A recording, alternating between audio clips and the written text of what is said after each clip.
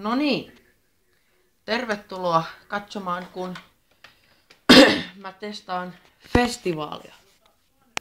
Se on tämmöstä vähän pommakin tapasta limppari Rainbow Festival. Hedelmä virvoitusjuoma.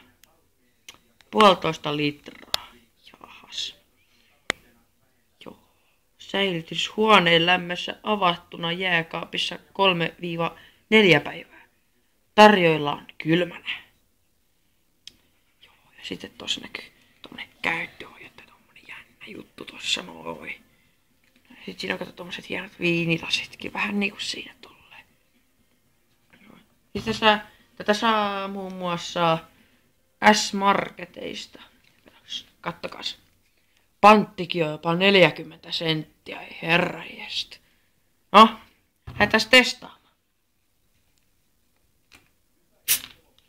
Sieltä kuuluu kiva ääni, katos. Sitten kaadetaan sitä tohon noin. Kuuluu kiva ääniä.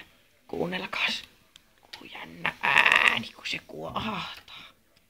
Pullon korkki. Noin. Ja sitten ruvetaan maistelee. Kippis ja kulaus.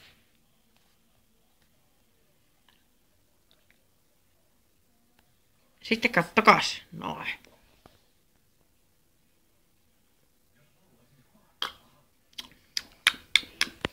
Tulee vähän tämmönen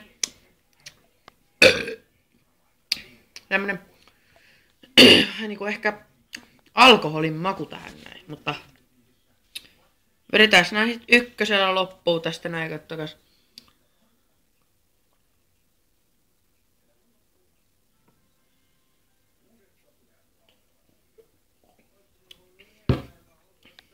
Ihan mukavasti.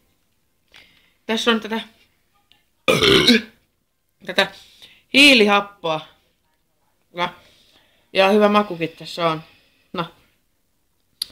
Kiitos kun olitte mukana ja palaillaan sitten ensi kerralla. Ensi kerralla on taas jotain uutta hyvää juotavaa tai syötävää.